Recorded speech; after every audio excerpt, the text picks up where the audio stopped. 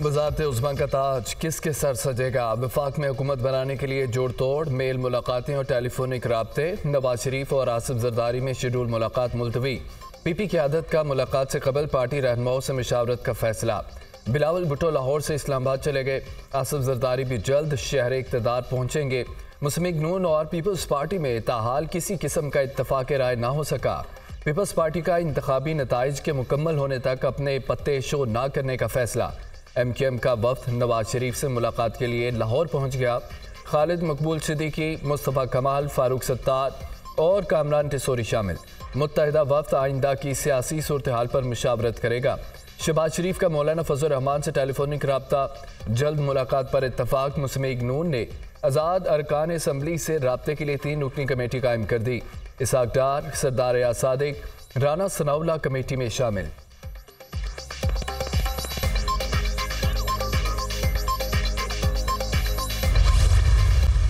ना बलोचिस्तान में, ना पंजाब में, ना वफाक में पाकिस्तान पीपल्स पार्टी के बगैर हुकूमत बनता है। मैंने अपने पाकिस्तान के अवाम को कहा कि मैं नफरत और तकसीम की सियासत को दफन करना चाहता हूँ। मैं पुराना सियासत नहीं कर सकता। तो अभी तक पाकिस्तान पीपल्स पार्टी का कोई ऑफिशियल कॉन्वर्सेशन ना नून लीग के साथ, ना PTI के साथ, ना किसी और जमात से हुआ है। हम इस चीज के इंतजार में हैं कि पहले हमारा पूरा जो गिनती है वो सामने आ जाए। वफाक, बलूचिस्तान और पंजाब में पीपल्स पार्टी के बगैर हुकूमत नहीं बन सकती। पंजाब का वज़ीर आला पीपल्स पार्टी के वोट के बगैर खुद को मुंतखब नहीं करवा सकेगा। अभी इस पोजीशन में नहीं कि किसी फैसले का ऐलान कर सकूं। आज़ाद उम्मीदवार हमसे राब्ते में है। PTI के आज़ाद उम्मीदवारों से राब्ता नहीं हुआ। हम ऐसी मखलूत हुकूमत बनाएं जिससे मुल्क की सूरत हाल मुस्तहकम हो। हुकूमत साजी के लिए हमारी तरजीह पाकिस्तान के अवाम है। हमें सियासी इख्तलाफात को ज़ाती दुश्मनी में नहीं लेकर जाना चाहिए। BP चेयरमैन बिलावल भुट्टो की गुफ्तगू।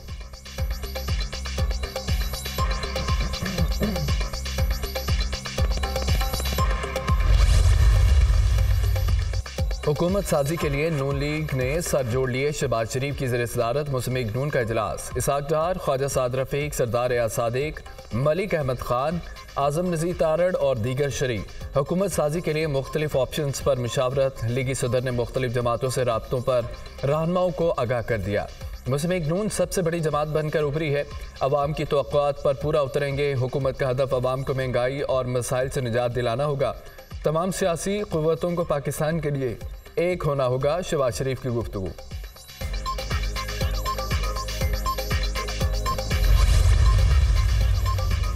मुस्लिम लीग नून की एक सूबाई और कौमी असम्बली 4 की नशिस्तों में इजाफा। PP 240 बावल नगर से मोहम्मद सुहेल खान मुस्लिम लीग नवाज में शामिल।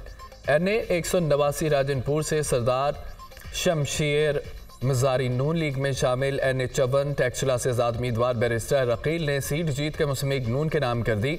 NA 48 से कामयाब आज़ाद उम्मीदवार राजा खुरम का भी नून लीग में शमूलियत का ऐलान। NA 253 से कामयाब मियाँ खान भुगटी भी मुस्लिम लीग नून में शामिल हो गए। नवाज शरीफ और शहबाज शरीफ की क़यादत पर मुकम्मल इजहार। आसिफ जरदारी और शहबाज शरीफ के दरमियान मुलाकात की अंदरूनी कहानी सामने आ गई। दोनों के इंतखाबी मुहिम के दौरान तनकीद पर एक दूसरे से गिले शिकवे। पीपल्स पार्टी की क़यादत ने बेजा तनकीद की। शहबाज शरीफ का शिकवा वो इलेक्शन का हिस्सा था, इसको ख़त्म किया जाए। साबिक सदर आसिफ अली जरदारी की तसल्ली, आप भी तो जलसों में पीपल्स पार्टी पर तनकीद करते रहे। साबिक सदर का शहबाज शरीफ से मुकालमा, अब हमें हुकूमत साजी के लिए मामला तय करने चाहिए। जमहूरियत में इस्तेहकाम के लिए मिलकर फार्मूला तय करना होगा। आसिफ अली जरदारी की गुफ्तगू।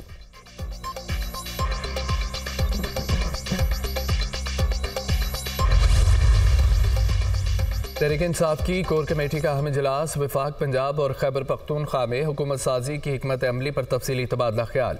कोर कमेटी का वोट के जरिए किए गए अवाम के फैसले के एहतराम का मुतालबा। इंतखाबात की साख पर आलमी सतह पर रद्द अमल फितरी करार। शफाफियत के तकाज़ुम को मलहूज़ खातिर रखकर ही इंतखाबात को काबिल कबूल बनाया जा सकता था।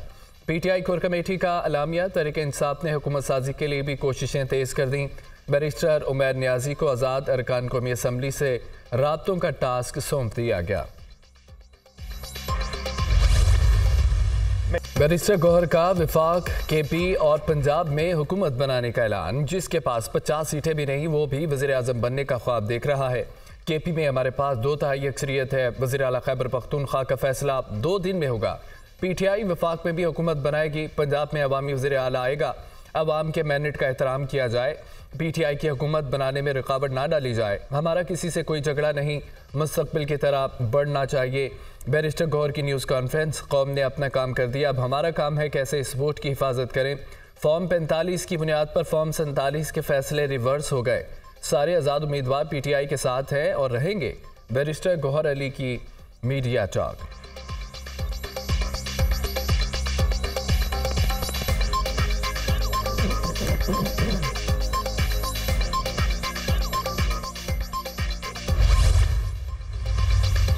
कौन बनेगा वज़ीर आला खैबर पख्तूनख्वा? जोड़ तोड़ शुरू। पीटीआई के हिमायती याफ्ता अरकान के 3 मजबूत ग्रुप सामने आ गए। जनूबी अजला से अली अमीन गंडापुर वज़ीर आला के मजबूत उम्मीदवार। करीबी साथियों ने लॉबिंग शुरू कर दी। हज़ारा डिवीजन से MPAs के ग्रुप की भी मजबूत पोजीशन। अकबर अयूब वज़ीर आला बनने के मजबूत उम्मीदवार। भाई अरशद अयूब भी दौड़ में शामिल। साबिक स्पीकर असद कैसर अपने भाई आकिबुल्लाह को वज़ीर आला बनाने के लिए सरगर्म। अरकान केपी असम्बली से राब्ते।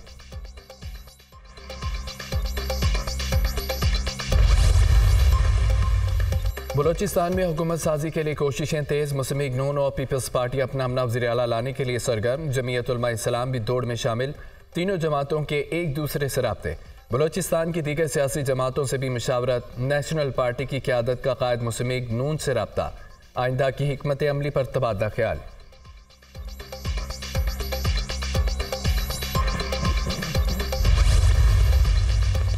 सादा अक्सरियत जाहिर करने वाली पार्टी हुकूमत बनाएगी। फैसला पार्लियामेंट ने करना है कि हुकूमत किसको देनी है।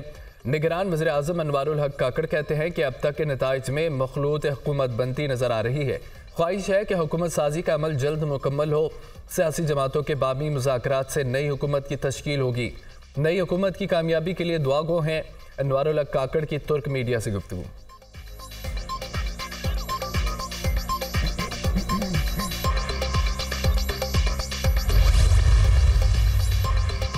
ईवीएम पर वोटिंग होती तो मुल्क बहरान से बच जाता। ईवीएम में कागजी बैलेट थे जिन्हें हाथ से गिना जा सकता था, जैसा आजकल किया जा रहा है। ईवीएम में सादा इलेक्ट्रॉनिक कैलकुलेटर काउंटर भी था। हर वोट डालने के लिए दबाए जाने वाला बटन साथ साथ गिना जा सकता था। हर उम्मीदवार का रिजल्ट पोल खत्म होने के 5 मिनट के अंदर दस्याब होता और प्रिंट भी हो जाता। सदर मुमलिकत डॉक्टर आरिफ अलवी का ट्वीट।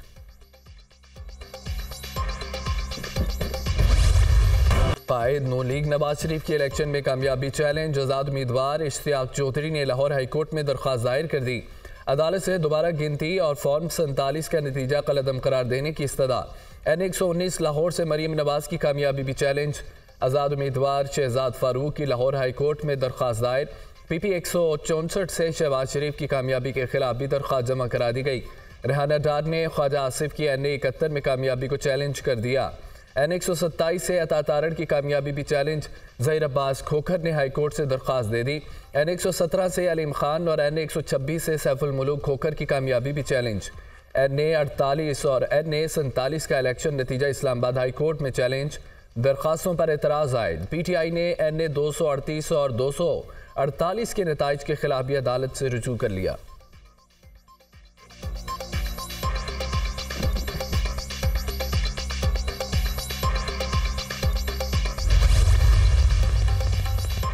नवाज शरीफ का N15 मानसहरा से मुखालिफ उम्मीदवार की कामयाबी को चैलेंज करने का फैसला। कायद मुस्लिम लीग नून ने अदालत से रुजू के लिए दरख्वास्त तैयार कर ली।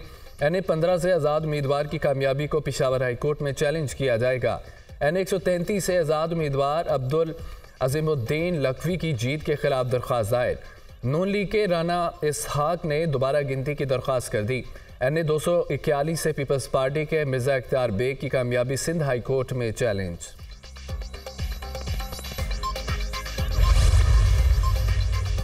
मरियम नवाज, अलीम खान, ख्वाजा आसिफ, अता तारड़ समेत 20 हल्कों में नताइज के खिलाफ दायर दरख्वास्तें समाअत के लिए मुकर्रर। लाहौर हाईकोर्ट के जस्टिस अली बाकर निस्वी दरख्वास्तों पर 12 फरवरी को समाअत करेंगे।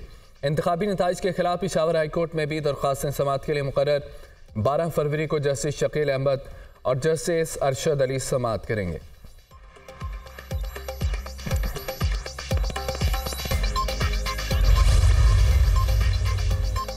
इलेक्शन कमीशन ने NH-64 गुजरात का हतमी नतीजा जारी करने से रोक दिया। चौधरी सालिक हुसैन 15 फरवरी को तलब।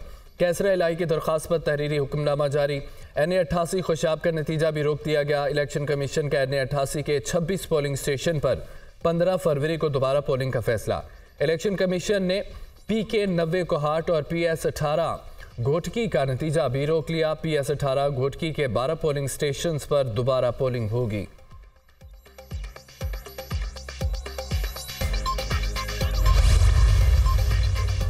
चीफ इलेक्शन कमिश्नर की सरबराही में इलेक्शन कमीशन में अहम बैठक। मेंबरान, सेक्रेटरी, कानूनी टीम और दीगर विंग्स के हुकाम शरीक।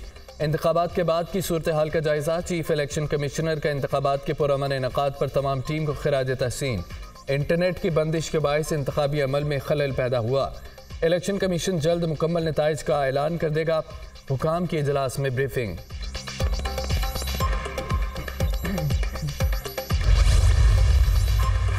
इंतखाबात में धांधली का इल्जाम। जमात इस्लामी सड़कों पर आके कारकुना कराची में सूबाई इलेक्शन कमिश्नर के दफ्तर के बाहर एहतजाज।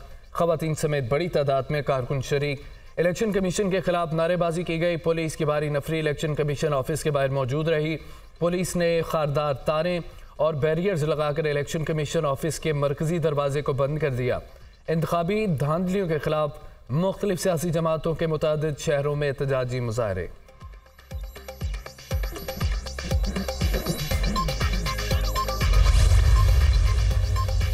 कराची ने MQM को चुनकर फैसला किया। हम कातिलों को चुन रहे हैं। MQM ने तवील अरसे से कराची को यरगमाल बनाया था। तारीख लोगों को याद है। MQM की वजह से अमन तबाह हुआ। MQM की वजह से कराची वालों में नफरत और उनके मसाइल में इजाफा हुआ। कराची में मुकाबला जमात इस्लामी और PTI का था। बहुत सारे हलकों के नताज अभी तक नहीं आए। ये तमाम वोटर्स के साथ ज्यादती है।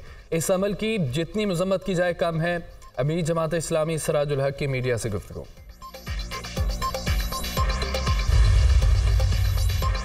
सरबरा अवामी मुस्लिम शेख रशीद को अडयाला जेल से रिहा कर दिया गया। इंसादी दहशतगर्दी अदालत ने 9 मई केस में जमानत मंजूर की थी। ये मेरा तीसरा चिल्ला है। इलेक्शन मुहिम में हिस्सा नहीं लिया, जेल में था, कुछ पता नहीं मुल्क में क्या हो रहा था। शेख रशीद की गुफ्तगू।